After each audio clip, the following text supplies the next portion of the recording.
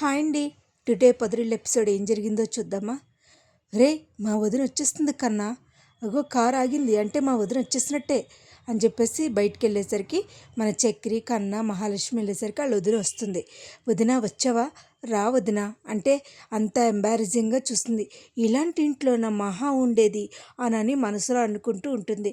మహాలక్ష్మి మాత్రం వాళ్ళ వదిన వచ్చిందని చాలా సంతోషంగా ఉంటుంది. రా వదిన, లోపలికి రా వదిన అంటూ తీసుకెళ్తుంటే అనుకోకుండా రాళ్ళు అయి పడిపోతాయి. అంటే కింద క్లీన్ చేయగలం కానీ అన్నయ్య పైన క్లీన్ చేయలేం కదా అన్నయ్య అంటూ చక్రిని చూసి మా కన్నా చెప్తూ ఉంటాడు. ఇంతలా ఉంది కదా అనుకుని చాలా భయం కంగారు పడుతూ ఉంటుంది. సరే కదా అని చెప్పేసి వాష్రూమ్కి వెళ్ళాలి మహా అంటే వాష్రూమ్ వదిన అనేసరికి తీసుకెళ్ళేసరికి అసలు ఇలాగ ఇక్కడ ఇలాంటి చోట ఎలా ఉంటుంది మహాలక్ష్మి అంటూ మహా ఇలా ఉండకూడదే, అసలు మహాలక్ష్మిని ఎలా ఊహించాను, ఇదేనా?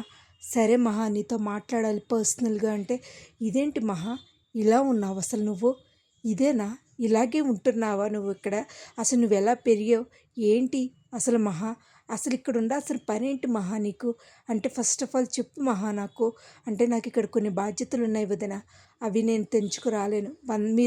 మీరు ఇల్లునే చూస్తున్నారు, మనుషులున్న ప్రేమను చూడట్లేదు, మీకు ఎట్లా తెలుస్తుంది వది మహా, ఇవన్నీ నాకు చెప్పొద్దు, ఇలాంటి మగాళ్ళున్న ఇంట్లో నువ్వు ఉండగలుగుతున్నావా అంటూ ఉంటుంది. ఈ లోపల మన పెద్ది వచ్చేసారా అని చెప్పేసి గబగబా సమోసా వంటగదిలోకి వెళ్ళి సమోసా ప్లేట్ నీట్గా పెట్టి ప్లేట్లో తీసుకెళ్ళి అమ్మ మహా మహా అంటే రా పెద్ది, ఇదిగో మా పెద్ది అంటూ చూపిస్తుంది మహాలక్ష్మి. బాగున్నారమ్మా అని చెప్తూ సమోసాలు పెట్టేసి నేను నా ఫ్రెండ్ ఇంట్లో తిన్నాను అంటుంది మహా వాళ్ళ వదిన. అయినా సరే తినాలి కదమ్మా అంటూ వెళ్ళిపోతే నువ్వు ఎలా ఉంటున్నావు మహా, నాకైతే నా వల్ల కావట్లేదు అంటాడు. ఈ లోపల మన శైలు ఉంది కదా, తను ఏంటే ఇలా పిలుస్తున్నావు, మొన్న ఇలా జరిగిందే కొలాబరేషన్ కోసం నేను వెళ్తే ఆ ముంగీస వచ్చి ఇలా చెడగొట్టిందే. ఇప్పుడు వాళ్ళు నేనే ఫోన్ చేశాను, వాళ్ళు నిర్ణయించి చెప్తా అన్నారు, నాకు ఫోన్ ఇస్తే అవునా ఇలా జరిగిందా, ఎంతసేపు వాళ్ళని నమ్ముతావేంటే, తిన కూడా మంచోడే, కేశవ కూడా మంచోడే అంటే వాడి గురించి నువ్వు చెప్పడం ఏంటే బోడి, నేనెవరనుకుంటున్నావు స్టైలిష్ శైలు అంటూ పెద్ద పొగరులు పెడుతూ ఉంటుంది. ఈ లోపల ఇదే అదునుగా తనే వచ్చిందనే విషయం అర్థం చేసుకుని ఆ కొలాబరేషన్ వాళ్ళు ఫోన్ చేసి, మేడం జరిగింది ఏదో జరిగిపోయింది, మీరొక్కరే రావాలి, మీరొక్కరే వస్తేనే మేము యాడ్ తీసుకోగలుగుతాం, మీకు డబ్బులు కూడా ఇచ్చేస్తాం అని చెప్తారు. సరేనండి, ఎక్కడికి రావాలో చెప్తారా అంటూ వాళ్ళ ఫ్రెండ్ ముందే తిను స్పీకర్ ఆన్ చేసేసరికి స్టైలు అంతా వింటుంది. అంతా వినేసి చెప్తుంది, ఆ ఫ్రెండ్ కూడా వింటుంది. సరేనే, నేను వాళ్ళ దగ్గరికి వెళ్ళొస్తాను అంటూ వెళ్ళిపోయిన తర్వాత ఇంకా పాప వాళ్ళ ఫ్రెండ్కి ఏమీ అర్థం కాదు. ఈ లోపల ఈ కొలాబరేషన్ వాళ్ళు వస్తుంది కదా అన్నీ రెడీ అయినా అనుకుంటూ ఉంటారు. వచ్చిన తర్వాత నీకు తెలుసు కదా ఏం చేయాలో, మనకి ఎలా కావాలో అలా వీడియోలు తీసుకోవాలి అంటాడు.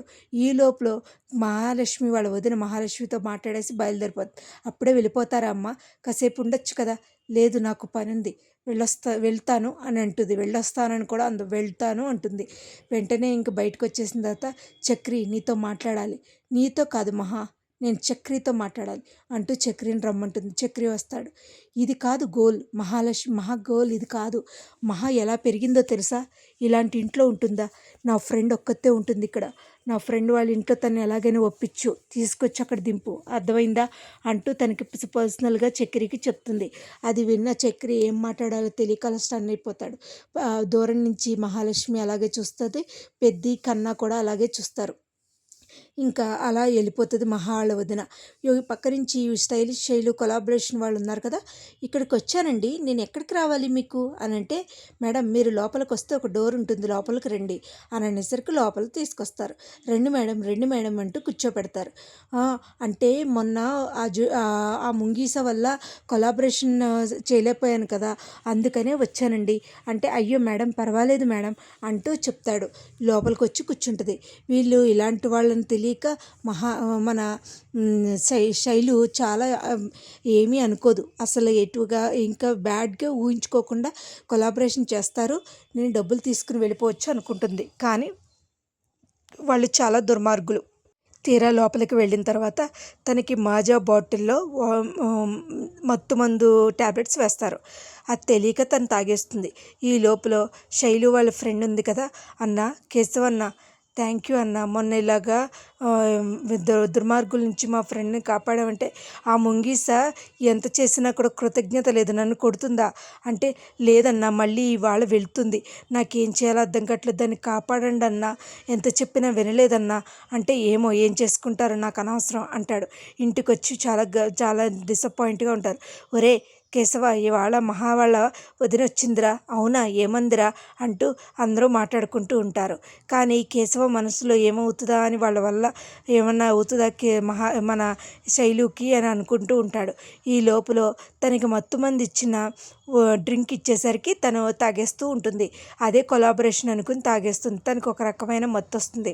మేడం ఇక్కడికి వచ్చిన ఇంకేం తెలియని వీళ్ళందరూ కూడా నలుగురు మగోళ్ళు ఉంటారు. ఇంకా తనకి ఏం తెలియనట్టుగా ఇంక వెంటనే తాగేస్తూ ఉంటుంది. తాగేసరికి తనకి మత్తు వచ్చేస్తుంది.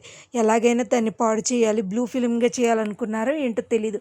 మొత్తానికైతే దాన్ని తాగేసి పడిపోతూ ఉంటుంది. కానీ మరి ఏం జరుగుద్దో, ఆ అమ్మాయిని మన కేశవ కాపాడతాడా, తన్ని పాడు చేయాలని చూసిన వాళ్ళకి బుద్ధి చెప్తాడా, మరి ఈ ఈ రకంగా అయినా శైలు ఆ నిజం తెలుసుకుంటుందా అనేది మనం చూడాలండి. మరి కమింగ్ ఎపిసోడ్లో ఏం జరుగుద్దో చూడాలి. ఇవేనండి ఇవాళ ఎపిసోడ్ అయితే ఇదే. మరి రేపటి ఎపిసోడ్లో ఏం జరుగుద్ది, మన చక్రి మహాలక్ష్మి వాళ్ళు ఏం జరుగుద్ది, శైలు కేశవాళ్ళు ఏం జరుగుద్ది అనేది రేపటి ఎపిసోడ్లో చూడాలండి. నా వీడియోస్ కనుక మీకు నచ్చినట్టయితే లైక్ చేసి, షేర్ చేసి, సబ్స్క్రైబ్ చేయండి. Thank you so much. Thank you.